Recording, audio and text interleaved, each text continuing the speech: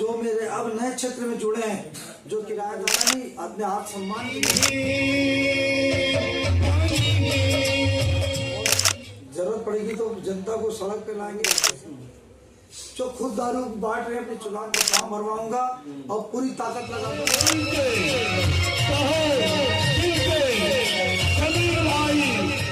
पता चला कि मुझे जो पार्टी के साथी हैं, चाहे कांग्रेस के प्रत्याशी हो चाहे उन्होंने दिया है 10 साल हमारे साथ देवेंद्र यादव जी भी पार्षद, इस तरह से मैंने पहले 15 वर्षों तक काम किया है, उस सत्ता के अंदर बैठाया ताकि किसी महिला का कभी कोई अनादर न करे।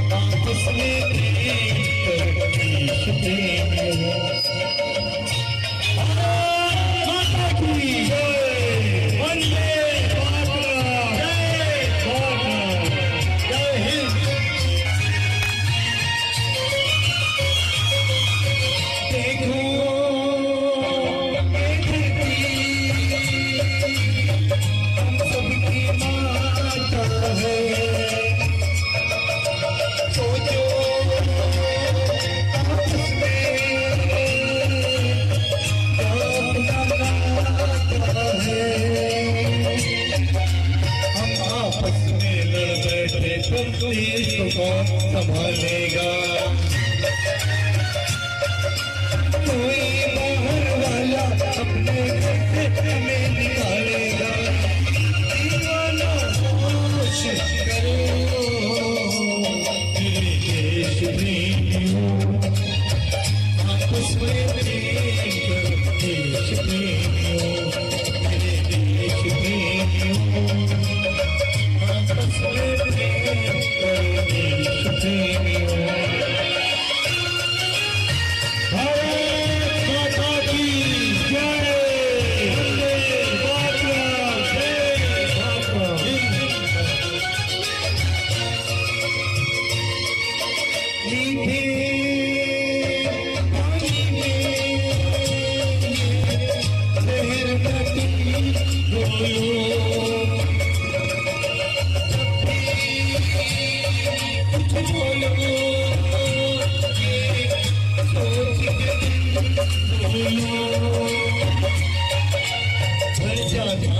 गहरा गाँव जो बनता है गोली से भरना नहीं भरता तो बना गोली से तो मीठे बोल कहो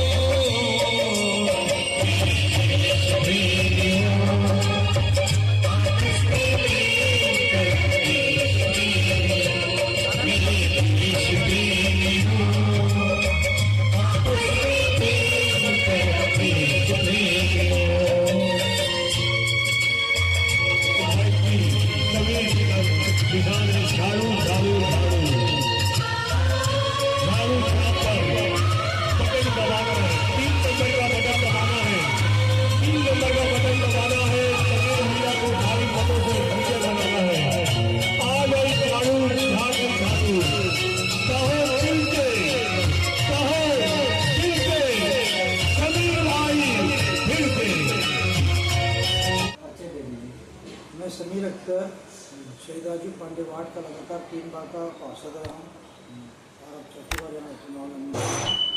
मैं एम कॉमन एमपी हूँ, 7 वर्षों तक वकालत भी की लेकिन जैसे मैं पार्षद बना मैंने वकालत विषय में बहुत सारा कार्य लगा तो मैंने उसे छोड़ दिया और इस वक्त लगातार जनसेवा में पिछले 15 वर्षों से तो पार्षद के रूप में, उसके पहले भी मैंने जनसेवा काफ़ी दी। ये आपका क्षेत्र कहाँ से कहाँ तक आता है? हाँ, पहले मेरा क्षेत्र जो था भाटा गाँव चौक से संतोषी नगर चौक, वहाँ से हमारा तिगरावाल थाने के आगे से पूरा फिर इस तरफ जो नया बस स्टैंड बना है वहाँ से तालाब होते हुए सरजू माता गार्डन, उमंग कॉलोनी, इसमें इंदिरा नगर, इसमें सतनामी पारा, इसमें RD प्लॉट संजय नगर, इसमें मीनन चौक, झंडा चौक, ये सब आता था। अब नया जो क्षेत्र जुड़ा है वो अब हो गया भाटा गांव चौक से लेकर के सीधा पचपड़ी नाका चौक, पचपड़ी नाका चौक सिद्धार्थ चौक। इसमें छत्तीसगढ़ नगर, धरल नगर, गंगा नगर, सुंदरापाड़ा, सुभाष नगर, पोस्टल कॉलोनी और इनका एक और कॉलोनी, ऐसे करके क्षेत्र बढ़ गया है। तो इस बार मैदान में क्या सोच के हैं? इस बार मैं तो लगातार 3 बार से अब पार्षद रहा हूँ, निरंतर वार्ड की जनता की सेवा करता रहा हूँ और कोई भी चुनाव 2017-18 ऐसे माध्यम से मैंने चुनाव जीता है। वार्ड की जनता ने निरंतर मुझे प्यार दिया है। ये इस कारण पुनः फिर वार्ड में विकास कार्य करने के लिए, वार्ड में शांति व्यवस्था बनाए रखने के लिए और जो भी बच्चे हुए काम है, जो जन सेवा है वो करने के लिए मैं फिर से चुनाव लड़ा हूँ। जनता को बता दीजिए कि आप 15 साल कितना काम किए हैं, क्या काम किए हैं? देखिए, मेरे वार्ड की जनता को सब पता है जी।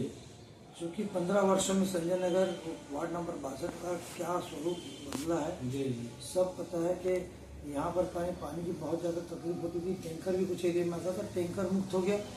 अभी कुछ वर्षों से थोड़ी सी, जब से अमृत मिशन की पाइपलाइन डली है, कई जगह पाइपलाइन में डैमेजेस के कारण कुछ एरिया में पानी की थोड़ी समस्या हुई है। रहा सवाल सफाई का, तो मेरे एरिया में पहले जगह जगह पे नुक्कड़ हुआ करता था। झंडा चौक हो, गरीब नवाज चौक हो, राधा कृष्ण मंदिर के पीछे हो, बकरा मार्केट में तो बड़ा सा नुक्कड़ कलेक्शन पॉइंट बन गया था। आरडीए के दोनों गार्डन में नुक्कड़ हुआ करते थे। सबसे पहले डोर टू डोर का काम बाद में तो कंपनियों के द्वारा किया गया। सबसे पहले मेरे वार्ड में डोर टू डोर कचरा कलेक्शन का काम मैंने स्वयं चालू किया था।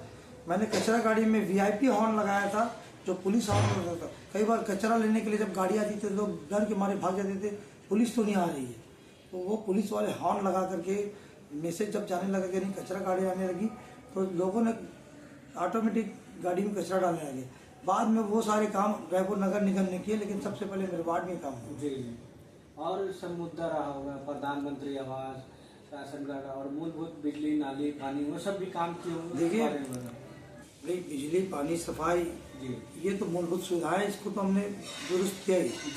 साथ में कोई भी योजना की पूरी तरह जानकारी अनाउंसमेंट करवा के या व्हाट्सएप के जरिए या फेसबुक के जरिए मैंने जनता को हर चीज, नाम जुड़ने से लेकर राशन कार्ड, आधार कार्ड, स्मार्ट कार्ड, ये सारी चीज की व्यवस्था मैंने स्वयं की। जहाँ तक वार्ड में एक एक घर में जानकारी चली जाती थी। किसी प्रकार का मैंने यहाँ पर जो ऑफिस खोल के रखा था, उसमें मैंने चाहे कोई भी आए, किसी भी दल पार्टी का आए, लेकिन सबका काम पहली प्राथमिकता थी मेरी। चाहे मैं रहूं या ना रहूं, मैंने अपने प्रतिनिधि नियुक्त किए थे, उनके काम कभी नहीं रुकते रहे। तो वार्ड में जो भी मतलब रोड हो, बिजली हो, पानी हो, हर चीज का काम हर जाति, हर समुदाय के लिए करवाएंगे निश्चित रूप से। आप देखिए कि मेरे वार्ड में एक शानदार शीतला मंदिर बना हुआ है, मेरे वार्ड में ईदगाह बनी हुई है। जो शीतला मंदिर में जो जाली शीतला मंदिर में लगाई गई, वही जाली ईदगाह में लगाई गई। इतना शानदार हनुमान जी का यहाँ पर मंदिर है। वहाँ व्यायामशाला बनाया गया, ऊपर में भी व्यायामशाला, नीचे बड़ी हॉल बनाया गया। इंदिरा नगर में सामुदायिक भवन, जो दुर्गा मंदिर सामुदायिक भवन के रूप में बनाया गया। अभी बाजू में वहीं पर हमारा हॉस्पिटल बनाया गया, जहाँ पर कचरा कलेक्शन कूड़ा था। बोलते हैं ना, हर घरवा के दिन बदलते, तो वो कचरा पॉइंट की जगह पे वहाँ पर हमने हमारा हॉस्पिटल बना दिया। हमारे तालाब पर भी काम चल रहा है।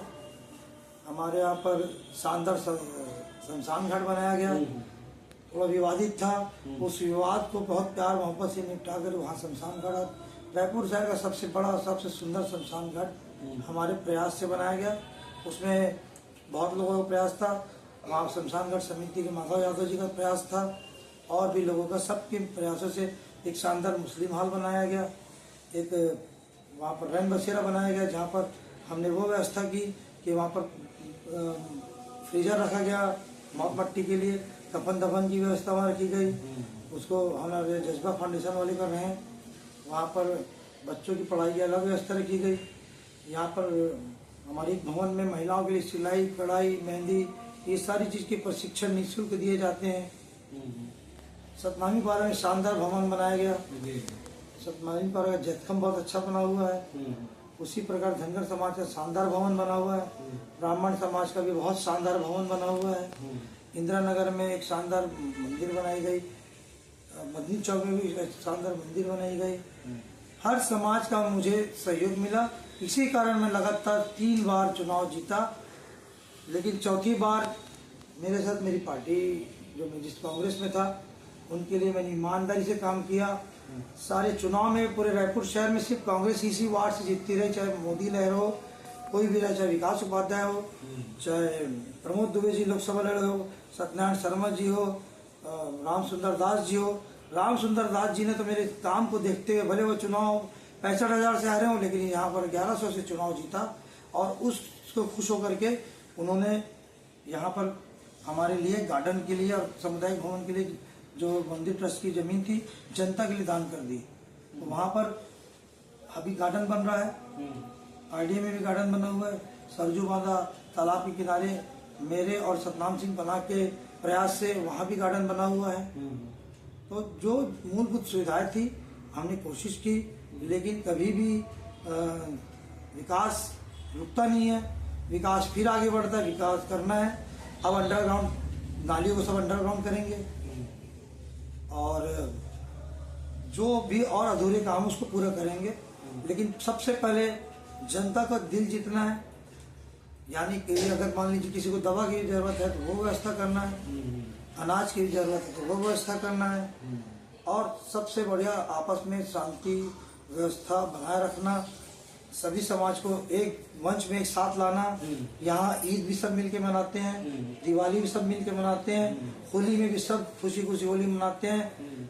मैं जब होली का समय आता है, शांति समिति की बैठक होती है, तो मैं बोलता हूँ मेरे वार्ड के अंदर आपको कोई पुलिस भेजने की जरूरत नहीं है, त्योहार बहुत अच्छे से मनाते हैं। लेकिन एक समस्या सबसे बड़ी जो हमारे वार्ड में है वो है नशा की। बस सबसे बड़ी समस्या वो नशे की है। मैंने 50 बार कंप्लेन किया, लेकिन जहाँ पुलिस खुद नशा बिकवाती हो वहाँ पार्षद कुछ नहीं कर सकता। जब मैं कंप्लेन करता हूँ कुछ पैसा लेके छुड़ा देते हैं और बता देते हैं कि पार्षद का कंप्लेन है। कौन नशेबाजों से लगातार पंगा करेंगे? नशेबाज इतने खतरनाक हो चुके कि 2-4 तो मर्डर कर चुके हैं। मैं तो ये रहता कि मैं वार्ड में अकेला घूमता, कब कौन सा नशा वाला मेरे पेट में चाकू मार के चल देगा, कोई वो नहीं है। लेकिन यही समस्या जिसको एक पार्षद के बस की बात नहीं है। एक समय जब सरकार ने जो गुलाबी गैंग बनाई थी, उस गैंग को लगातार चलने देना था और उस गुलाबी गैंग को कहीं ना कहीं मान दे करके उनकी व्यवस्था करना था। जिस तरह से मितानिन लोगों को मानदेय मिलता है, आंगनबाड़ी को मिलता है, वैसी गुलाबी गैंग को मान दे देते हैं तो कहीं ना कहीं छत्तीसगढ़ प्रदेश से नशा मुक्ति होती। तो इसमें कोई मिला रहता है भैया, क्या कारण है इसका? भ्रष्टाचार सबसे बड़ा कारण है। क्या पुलिस को नहीं पता चलता है कि कहाँ नशा बिकता है? वो खुद नशा बिकवाते हैं। यहाँ तो ऐसे दलालों को रखा गया है जिनके खिलाफ हम काम करते हैं तो हमारे ऊपर दूसरा आरोप लगा देते हैं। मतलब नशा बिकवाने वाले खुद पुलिस के दलाल हैं। हमें सुनने में मिलता है जी कि इससे मारपीट हो गया, बदमाश लोग रहते हैं, ऐसा माहौल भी है मार्केट शहर में पूरे में कि संजय नगर में बदमाश लोग हैं, मारपीट करते हैं। इसके लिए आप क्या प्रयास करते हैं? देखिए मतलब शांति बना रहे, ऐसा कोई शिकायत में मिले संजय नगर? संजय नगर में सिर्फ नशाखोर लोग आपस में मारपीट करते हैं। संजय नगर में कोई भी माता बहने रात में कहीं से भी गुजर जाए, कहीं कुछ समस्या नहीं है। संजय नगर में 2-1 बजे रात की भी अगर कोई महिला गुजरती है तो कोई दिक्कत नहीं। सिर्फ नशाखोर लोग ने आपस में लड़ाई लड़ते हैं। संजय नगर में इस तरह का कहीं व्यवस्था नहीं। पहले संजय नगर में रिक्शा वाले आने को डरते थे, एक दौर ऐसा था, संजय नगर में कोई रहना नहीं चाहता था।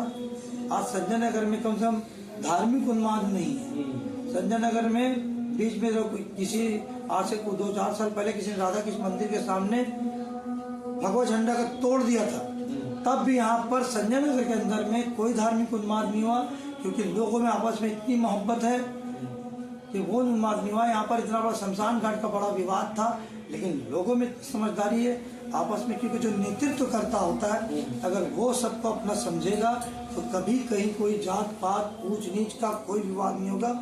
ये सबसे बड़ा उदाहरण संजय नगर है। आप क्या सोचते भैया, ये सब चीज कैसे खत्म हो सकता है? ये सब जो चीज मामला आते रहता है दिन, मारपीट और चाकूबाजी, नशा वगैरह। शासन को फिर से गुलाबी गैंग जैसी महिलाओं की टीम बनानी होगी। माता बहनी सबसे ज्यादा परेशान है, और जिनके घर में नशा करते हैं वो पूरा परिवार परेशान है। और ऊपर से शासन को स्ट्रिक्ट आदेश करना होगा कि आपको ये जो दवाई बेचते हैं, नशा बेचते हैं, इनके पर कड़ी से कड़ी कार्रवाई हो। ऐसे लोग अगर पकड़ाते हैं तो उनको आजीवन सजा हो। तो कहीं ना कानून में उलट फेर होना चाहिए।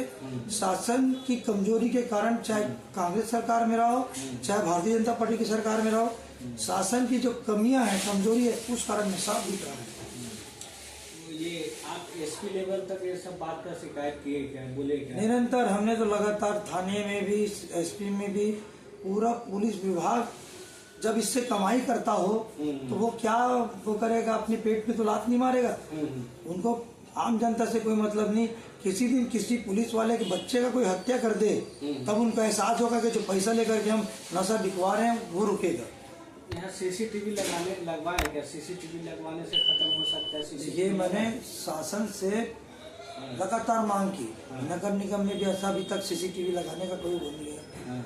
फिर भी कुछ जगह पे मैंने स्वयं के पैसे से, कुछ जगह पे आम जनता और हमने सब मिल करके, जैसे उमंग कॉलोनी में कुछ जनता ने व्यवस्था की, कुछ मैंने वहाँ पर व्यक्तिगत मैंने वहाँ पर लगवाया। इंदिरा नगर में कुछ जगह में लगाया है, मदनी चौक में भी लगवाया था, लेकिन वहाँ पर भी संचालन उसको चलाना आसान नहीं रहता। कैमरा लगवाना आसान रहता है, चलाने के लिए वहाँ के वार्ड वासियों का सहयोग होना चाहिए। मिलन चौक के क्षेत्र में मैं कैमरा लगाने का प्रयास किया, जनक बड़ाई वाले क्षेत्र में। वहाँ की जनता ने मना कर दिया कि यहाँ सब नशाखोर लोग आके चमका रहे हैं, क्या कैमरा नहीं लगाना। तो तकलीफ इस बात की है कि कैमरा लगाना आसान है, लेकिन उसका संचालन जनता जब करेगी तभी हो पाएगा। और राज्य शासन को, नगर निगम को आने वाले समय में जो बार बार रोड के ऊपर रोड बनाने के लिए जो खर्चा करते हैं, बनी हुई नाली को तोड़ के फिर बनाने के लिए खर्चा करते, उसकी जगह उनको अपने मद में वार्डों में कैमरा लगाना, उसका संचालन करना, उसका अलग से सेंटर रखना, एसपी ऑफिस से जोड़ना चाहिए। हाँ, इस तरह की व्यवस्था अगर सरकार करेगी तो ये क्राइम कम होगा। अब इस समय में, आने वाले समय में इन कामों पर ज्यादा ध्यान दूंगा, क्योंकि मैं जानकार हूँ। लगातार नगर निगम में 3 बार मैं बड़े पदों में रहा हूँ। सामान्य प्रशासन में मैं रहा था, पिछले समय वित्त विभाग में था। इस कारण मुझे जानकारी है। मैंने तो शहर में काम किया, मैंने अपने वार्ड के अलावा आने वाले आगे पीछे के वार्डों में काम किया। कोरोना काल में सारी व्यवस्थाएं दी, अनाज की व्यवस्थाएं दी, दवाइयों की व्यवस्था दी, लोगों की इलाज के लिए, बहुत सारे लोगों के लिए मैं खुद डॉक्टर पांडे का खुद नंबर लगा के बैठे रहता था। कोरोना के समय में अपनी जनता के इलाज के लिए, कहीं परिवार में कोई जाता नहीं था तो मैं वहाँ इलाज के लिए बैठा रहता था। अंतिम संस्कार कराने के लिए खुद मैं कई बॉडी को ले जाता था। यहाँ तक एक यादव परिवार की डेथ हो गई थी, कोई वहाँ हाथ लगाने के लिए नहीं था, लाश रोड में पड़ी थी जी एम्बुलेंस में। मैं स्वयं ले जाकर के मरवाड़ी शमशान घाट में अंतिम संस्कार करवाया था। कई सारे लोगों का, जैसे दावत इस्लामी संस्था मुस्लिमों को करती थी, वहाँ भी जाकर के मैं मदद करने की कोशिश करता था। मैं कभी मौत से नहीं डरता था। मैं खुद मतलब एक हाई ब्लड शुगर, हार्ट का मरीज हूँ, लेकिन मैं मौत से कभी नहीं डरता। कोरोना काल में मैं कोई मास्क लगा के नहीं घूमता था, अपने हाथ से लोगों को दवाई खिलाता था। महिला सशक्तिकरण के लिए क्या सोचे हैं? महिला एक बड़ा मुद्दा रहता है इधर। महिला सशक्तिकरण के लिए पहले भी प्रयास किए गए हैं। अभी मैंने कम से कम सिलाई कढ़ाई ये सब व्यवस्था की है। आने वाले समय में कुछ हमारे 1-2 सामुदायिक भवन में मैं सिर्फ महिलाओं के लिए सामुदायिक भवन की व्यवस्था करूँगा, जिसमें वहाँ पर उनका प्रशिक्षण के अलावा ऐसा कोई रोजगार की व्यवस्था हो जाए, उस पर विशेष रूप से ध्यान दूंगा। और अभी मैंने नया एक प्लान किया है कि कई जगह वैकेंसियाँ खाली रहती प्राइवेट में, किसी मॉल में, किसी बहुत से बाजारों में, तो हम यहाँ के सारे जो पढ़े लिखे लोग हैं जो बेरोजगार घूम रहे हैं, उनके सारे डाटा को इकट्ठा करेंगे, अपनी गारंटी में प्रयास करेंगे कि इस व्यक्ति ईमानदार व्यक्ति है, इसको मॉल में लगा लीजिए, स्मार्ट में लगा लीजिए, या किसी व्यापारी के यहाँ, क्योंकि सरकारी नौकरी मिलना मुश्किल है। तो हम ये प्रयास करेंगे कि एक रास्ता खोजेंगे। कई जगह वैकेंसियाँ खाली रहती है तो वहाँ पर कोशिश करेंगे कि उनको वैकेंसी मिल जाए। आपके क्षेत्र में हर जाति के लोग हैं, यहाँ पर जनता है? हिंदू मुस्लिम थे, उन लोग को सुविधा के लिए इस बार क्या सोच रहे हैं आप नया? देखिए, जो उनकी आवश्यकता है हाँ।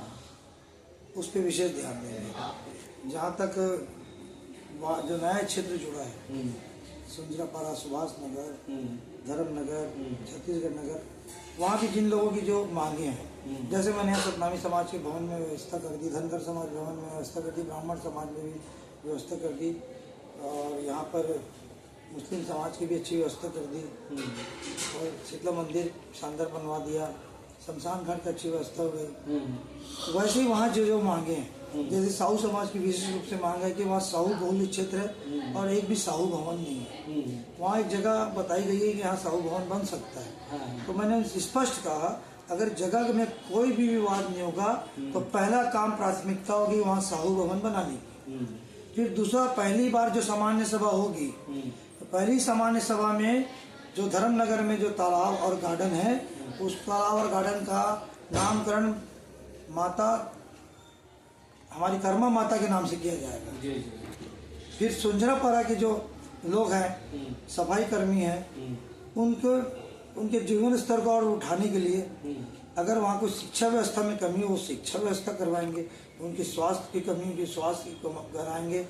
उन लोगों को उनके स्तर को उठाने का प्रयास किया जाए। उसी प्रकार गंगानगर में अंबेडकर भवन को डबल स्टोरी बनाने की मांग की गई है। गंगानगर में अंबेडकर भवन का डबल स्टोरी का काम भी शासन के से मांग करूंगा। चूंकि ना मैं अभी कांग्रेस में हूँ ना भाजपा में हूँ, किसी भी मांग अगर पूरी नहीं होगी, सारी जनता को, इन मंत्री विधायकों महापौर के सामने खड़ा कर दूंगा, प्रदर्शन करके, आंदोलन करके वो काम कराऊंगा। चूंकि अब मेरे पास किसी प्रकार का दबाव नहीं है कि भैया पहले रहता था कि महापौर हमारा है कांग्रेस का, तो वक्त इतना हल्ला करो, कुछ नहीं करो। इस बार जो मैं लड़ रहा हूँ सिर्फ जनता की वजह से लड़ रहा हूँ और जनता काम कराऊंगा। उसी प्रकार छत्तीसगढ़ नगर में भी बहुत सारे लोगों को पट्टे की मांग की गई है। जहाँ सरकारी जमीन होगी वहाँ उनको पटवारी को बुला करके इसका जांच की जाएगी, और जो सरकारी जमीन पाई जाएगी उसमें उनको पट्टा के साथ साथ जो प्रधानमंत्री आवास योजना की मांग है, बहुत सारे कच्चे मकान हैं, उन कच्चे मकान को पक्का मकान कराने का प्रयास किया जाएगा। उसी प्रकार जो प्राइवेट भूमि है, वहाँ पर मैंने जो उस क्षेत्र में पुजारी परिवार की जमीन ज़्यादा है, उन पुजारी परिवार से मैंने बात करके रखी है कि जो भी मिनिमम दर हो, उस मिनिमम दर में वहाँ पर किस्तों के आधार पे उन लोगों के मकानों की रजिस्ट्री कराई जाएगी। क्योंकि ये समय बुलडोजर का दौर चल रहा है, बड़ी बड़ी बस्तियाँ तोड़ दी जाती है। वैसे संजय नगर में मैंने बहुत सारे लोगों के मकानों की रजिस्ट्री करवा के दी है, और मैंने संजय नगर में आरडीए प्लाट जो कि फ्री होल्ड नहीं हो पाया था, 10 रुपये 50 रुपये के स्टाम्प में सिर्फ खरीदी बिक्री होती थी, इन शासकीय रिकॉर्ड में उनका नाम नहीं दर्ज होता था, उन 400 मकानों को मैंने फ्री होल्ड करा दिया, ताकि अब वो लोग आसानी से अपना नाम चढ़ा ले, अपनी जमीन के मालिक हो जाए। इंद्रनगर में बहुत सारे लोगों को पट्टा दिलाया गया जो शासकीय भूमि थी। चूंकि मैं पेशे से वकील रहा हूँ, 7 साल वकालत की है, तो मैं इन जमीनों के बारे में मुझसे बेहतर और प्रत्याशी नहीं जान सकते, और कैसे काम कराया जाना है। 15 साल का मुझे अनुभव है, साथ में वकालत की है, तो मैं सबसे काम करा लेता हूँ, चाहे वो विधायक हो चाहे मंत्री हो। मैं उन लोगों से भी काम कराना जानता हूँ और मैं काम करा के दिखाऊँ। संदेश टाइप देने की जब आपका बात निकल के आने से सामने बताइए। देखिए, सबसे बड़ी समस्या नशे की है। चूँकि पहले कांग्रेस सरकार थी, बीजेपी सरकार थी, हम इसके लिए विरोध नहीं कर पाते थे। कहीं न कहीं से हमारे जो जिनके साथ जुड़े हैं वही नशा बिकवाते थे, वही लोग सारी चीज़ें। अब हम नई पार्टी में, आम आदमी पार्टी में हैं, पूरी ताकत लगा देंगे किसी भी तरह की नशाबंदी हो, नशाबंदी हो, और जरूरत पड़ेगी तो जनता को सड़क पे लाएंगे, प्रदर्शन करेंगे, थाने के सामने प्रदर्शन करेंगे कि पुलिस कार्रवाई नहीं करती। उसी प्रकार मंत्री विधायकों को यहाँ घेराव कर देंगे। और मुझे पता चला है कि मुझे जो पार्टी के साथी हैं, चाहे कांग्रेस के प्रत्याशी हो चाहे भाजपा के प्रत्याशी हो, ये भी बोल रहे हैं कि नशाबंदी करेंगे, लेकिन ये पता चला कि रात में घूम घूम के सब जगह जगह दारू बांट रहे हैं। जो खुद दारू बांट रहे हैं अपने चुनाव प्रचार में, वो नशा बंद कराने की बात कर रहे हैं। तो ये कहाँ से है? हम न कभी मैं शराब का सेवन करता, न गुटखा खाता, न नशा करता। तो जो लोग खुद नशाखोर हो, शराबी हो या नशा बांट रहे हो, उनके मुंह से तो शोभा ही नहीं देते कि हम नशा बंदी करेंगे। वो इस तरह की बात ना करें, हम नशा बंदी करके दिखाएंगे, क्योंकि हम इस चीज़ से परेशान हैं, हमारी माताएं बहनें परेशान हैं और प्रदर्शन करेंगे। सबसे बड़ा संदेश तो यही है। साथ में जो रोजगार की व्यवस्था करा सकते हैं, आज भी हमने बहुत सारे लोगों को बस स्टैंड में रोजगार की व्यवस्था कराई, वार्डों में छूट व्यवस्था कराई। उसी प्रकार बहुत से हमारे साथियों को हमने ई रिक्शा प्रोवाइड करवाया, फाइनेंस करा के दिया, बाद में खुद अपना पैसा पटा रहे हैं। कम से कम मैंने 400 गरीबों को गरीबी रेखा में मकान दिलाया। बहुत सारे लोगों को छूट गया, मकान के नाम से लोग जानते कि समीर भाई मकान दिला सकते थे, उन्होंने दिलाया। 10 साल हमारे साथ देवेंद्र यादव जी भी पार्षद रहे। मेरे यहाँ जो कांग्रेस का झंडा उठाते थे उस समय सभी कार्यकर्ताओं को लगभग मैंने मकान दिलाया, लेकिन देवेंद्र यादव जी ने अपने एक भी कार्यकर्ता को मकान नहीं दिलाया। जिस समय मैं वार्ड के लोगों की फाइल ढूंढ कर उनके मकान का दिलवाता था, उस समय देवेंद्र यादव जी भी वहां आते थे, लेकिन उन्होंने कभी अपने कार्यकर्ताओं के लिए नहीं सोचा। मैं तो समझता हूँ कि क्या उनके साथ कार्यकर्ता काम कर रहे हैं। ठीक है, पार्टी का सिंबल है, लेकिन दिल से वो कोई कांग्रेसी नहीं है। उन्होंने तो कभी अपने वार्ड में कांग्रेस जिताया ही नहीं है। हमने तो वार्ड में कांग्रेस को जिताया भी था और अपने कार्यकर्ताओं का सम्मान किया था। आज उनको इस पुराने राजू पांडे वार्ड में बूथ में बैठने के लिए एक व्यक्ति नहीं मिल रहा है। इतनी बड़ी राष्ट्रीय पार्टी जो 100-150 साल पुरानी पार्टी है, उसके पार्टी की इतनी ज्यादा बेइज्जती हो रही है कि उनको व्यक्ति नहीं मिल रहे। तो मैं ही बोल रहा हूँ, जाओ यार, बैठ जाओ यार, मेरी पुरानी पार्टी रही है, उसकी इज्जत रह जाएगी। ये स्थिति आज हो चुकी है, क्योंकि हमने जनता का काम किया, हमने अपने कार्यकर्ताओं का काम किया, हमने उनको मकान तक दिलाया है। हम जो बच गए हैं, बहुत सारे लोग हैं जो मुझसे नाराज है कि समीर भाई तुमने हमको मकान नहीं दिलाया। 100 में तो 25 को ही दिला पाएगा आदमी, 50 को दिला पाएगा। तो जो अभी मेरे वार्ड में किराएदार हैं और जो मेरे अब नए क्षेत्र में जुड़े हैं जो किराएदार है, शिविर लगा करके सबका मकान का फॉर्म भरवाऊंगा और पूरी ताकत लगा दूंगा। अधिकारियों के साथ जाकर के, अधिकारियों के पास जाकर के इनका सर्वे करा करके सबसे पहले इन गरीबों को मकान दिलवाऊंगा। आपका राजनीतिक उद्देश्य क्या है? क्या सोच क्या है राजनीति में? देखिए, मैं राजनीति नहीं भी करता था, वकालत करता था, तो भी मेरा काम सेवा था। कई लोग ऐसे गरीब लोग आते थे जिनको जो फीस नहीं दे पाते थे, तो भी मैं उनका काम करता था। आज भी मेरा काम सेवा है। मैं अगर पार्षद नहीं भी दूंगा तो भी सेवा करूंगा। ये तो एक प्लेटफॉर्म है जो ईश्वर ने, अल्लाह ने मुझे मौका दिया है कि मेरी जनता के सेवा करूं। तो पार्षद बनने से ज्यादा मिलता है मौका। लोग आते हैं, कोई दवाई के लिए आता है, कोई इलाज के लिए आता है, कोई बोलता है कि हमारे परेशानी थाने में परेशानी है। तो ये जो लोग परेशानी में रहते हैं, कोरोना काल में बहुत से लोगों ने सिर्फ फोन में बात करके दिलासा दे करके उनको मतलब जीवित रखा, क्योंकि लोग हताश हो जाते थे। तो मेरा तो मकसद सिर्फ सेवा है और मानव सेवा है। जात पात ऊंच नीच से बिल्कुल मैं परहेज करता हूँ। मैं आप लोगों से निवेदन कहता हूँ, अगर मैंने कभी अपनी जिंदगी में जात पात किया होगा तो बिल्कुल मुझे वोट नहीं देना, और मैंने सबको अपना परिवार, अपना भाई माना होगा, तो आप मुझे वोट देना। अब तो आम आदमी पार्टी में जुड़ गए हैं, क्या विधायक का चुनाव लड़ेंगे? देखिए, विधायक का चुनाव अगर वहाँ मौका मिलेगा तो निश्चित रूप से लड़ूंगा, लेकिन पहले तो मैं अपने वार्ड की जनता के लिए मैंने आम आदमी पार्टी ज्वाइन की है। पहले मेरा पहला मकसद है पूरे 5 वर्ष तक निस्वार्थ, जिस तरह से मैंने पहले 15 वर्ष तक काम किया है, उसी तरह से पूरे 5 वर्ष तक बिना भेदभाव के सबको अपना परिवार मानकर, माता बहनों को अपना परिवार मानकर काम करूंगा। मैंने तो 15 साल में भी अपने ऑफिस में लड़कों का झुंड नहीं रखा। मेरे यहाँ सिर्फ महिला बहन बैठती थी या कोई बुजुर्ग आदमी को मैंने वार्ड के अंदर बैठाया, ताकि ऑफिस के अंदर बैठाया, ताकि किसी महिला का कभी कोई अनादर न करे। जनता से अपील कर दीजिए। मेरी जनता से अपील है कि तीनों प्रत्याशी से व्यक्तिगत मिले, तीनों प्रत्याशी के विचार समझे, तीनों प्रत्याशी के रिकॉर्ड देखे, और हम तीनों में, मुख्य तो तीन ही है, हम तीनों में जो आपको पसंद आएगा, जो सच्चा हो उसे होते हैं।